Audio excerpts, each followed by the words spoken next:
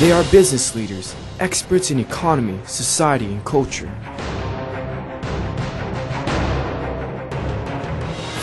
In 15 minutes, their insights will create a vivid picture of Vietnam.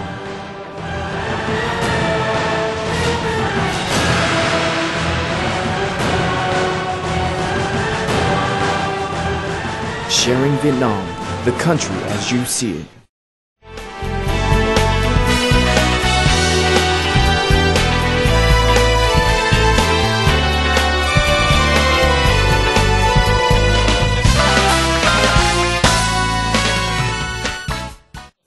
(2012) is the year marked the limestone time for the cooperation between USSR Hanoi and Rosa Luxembourg Germany (RLS). On this important occasion, the two sides jointly held a chain of activities to celebrate the ceremony, starting with a press conference and the exhibition to celebrate 10 years of cooperation and development between USSR, VNU Hanoi and Rosa Luxembourg Stockholm, Germany. We were a very young and very learning organization. I think the same case was with the University of Social Science and Humanities. So what we experienced during these 10 years, I want to emphasize this, is 10 years of growing together, 10 years of going together, and 10 years of learning together.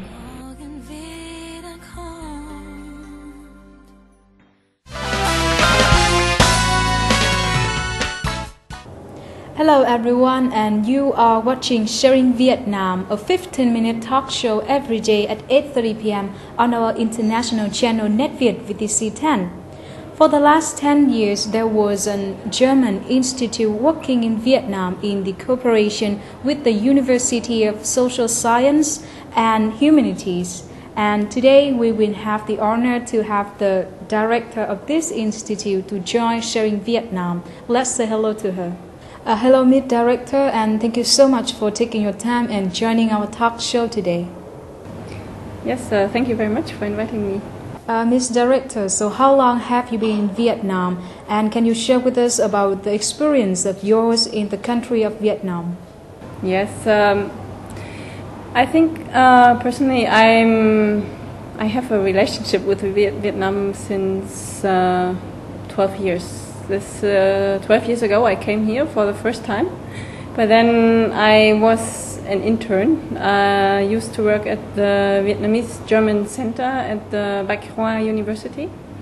Did an internship in the library there and taught some German.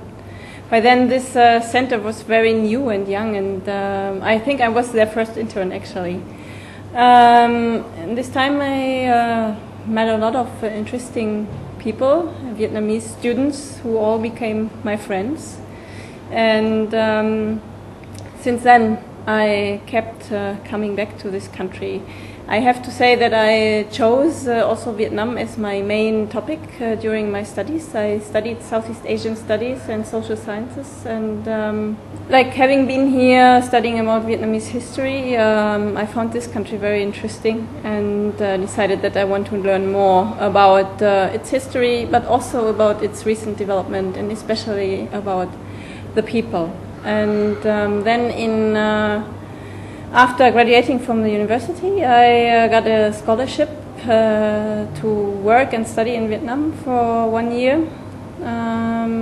Since then, I've been continuing to live here, sometimes going back to Germany, but now it's almost 6 years that I'm more in Vietnam than in Germany. A lot of TV viewers of Sharing Vietnam couldn't have the chance to attend the ceremony of celebration the 10th anniversary of the cooperation between RLS and the University of Social Science and Humanity, and they could not hear your Vietnamese. So when did you start to learn Vietnamese, and what do you think about this language? I think I studied Vietnamese at the university in Germany, at Humboldt University, with a very strict Vietnamese teacher. I hope she won't hear it. For 2 years. And then I came to Vietnam for the first time, and I have to admit that I did not understand anything. So I thought like, Oh my God, I studied for 2 years Vietnamese language, but I can't understand anything because we learned a lot of translation and a lot of maybe theoretical knowledge, but really using it every day is quite different. But I think after only 2 or 3 weeks I got used to how the way people speak here, and then I could adjust. And until now, I have to say that I really benefit from the strict studying of Vietnamese pronunciation. So how could you get involved into the operation of RLS in Vietnam? When RLS was looking for a new country representative, I was already working in Vietnam. So I brought a lot of knowledge about Vietnam, the language skills, but also practical experiences in management and in civil society development as well as in community work. I applied for it and obviously they liked me, so I got this job. But it took me at least 9 to 10 months that I finally came back as a new country representative of RS after applying, because a lot of preparation was involved. Being the national representative of Rosa Luxemburg Stiftung in Vietnam, could you share with us about the establishment and also the operation of this institute of Germany in Vietnam? As you know, RS started operating or cooperating with partners 10 years ago. After the cooperation with the university here was established, also another cooperation began with the Vietnamese NGO. And then later on, also a cooperation with the university in Hue started. But since the office opened in 2009 here in Vietnam, I have to say our number of partnerships developed tremendously.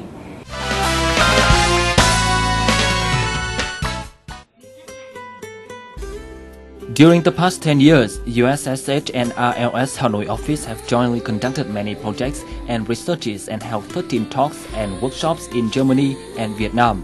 In addition, two sides sent some delegations to Vietnam, Germany, Singapore, China, and so on to research on policy makings in these countries, and at the same time translated and compiled many scientific materials on the science of policy making, including a course book for students majoring in management science. The two sides established the Center for Policy Studies and Analysis (CEPSTA) and built up a network of policy making research in Vietnam.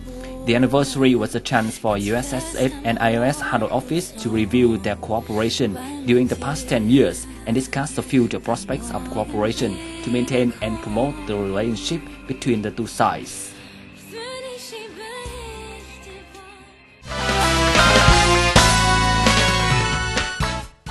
After 10 years of cooperation with the University of Social Science and Humanity, there are a lot of achievement and result. So which kind of result that you appreciate the most? It's a very good question that you ask, and it's not easy to answer because I appreciate many things in this cooperation, not only one thing. What I appreciate a lot is that this university really made the step to link university research, university education with the field of policy making and political analysis. It's not only training future politicians, it's also like providing practitioners, politicians, political decision makers who work in the field, who work in the communes, in the districts and provinces, but who also work, for example, in the National Assembly, to provide them with analytical skills, to provide them with information. As you have just mentioned, the cooperation between the Rosa Luxemburg Stiftung and the University of Social Science and Humanity are one gate in order to assist German Institute to expand and also to find other partnerships in Vietnam. So could you share with us more about this? I think the university itself plays an important role in the field of social sciences in Vietnam. This university is also, as I know, highly requested as a research institution, as an analytical institution, but also in the field of international cooperations. University has a lot of partners and joint master programs, joint research projects, and so on. So for RLS, who joined the partnership with this university quite early, I think we can say that we are proud that we somehow helped to facilitate this process.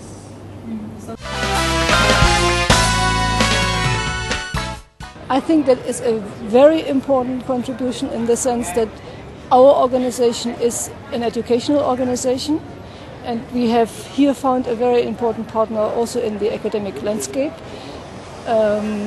It is important that the young generation is involved in such a bilateral cooperation in a certain sense, and we are happy that we have supported during the past 10 years efforts really to qualify decision-making processes in Vietnam on the one hand through a network that was developed with our support. So now we can say that the University of Social Science is one of our most important partners here in Vietnam, not only the oldest, but among the most important one. So in the future, after 10 years successful, 10 years, so what will be the future strategy of Rosa Luxemburg shifting in Vietnam? We just last year we wrote our new strategy. We will focus on the field of social justice and sustainable development, together with the issue of climate change and environment. And another issue we want to focus on is a dialogue on development models, where we learn together from Vietnamese experiences in Germany and other countries in the world about transformation processes, about sustainable development models, and so on. A very important part in our future strategy is the range of partner organizations. We want to focus, but we also want to keep this approach of working together with central state agencies, of working together with local organizations, social organizations, Vietnamese NGOs, who really implement projects in the field, in the communities, and combine that also with universities and other academic institutions in order to have more profound data analysis, research findings, and so on. And then RS sees itself in a role of bringing all these different stakeholders, these different organizations together in order to create a valuable exchange. And what about you? What will be your plan in Vietnam when you have the intention of staying here for a longer time and work with Vietnamese people?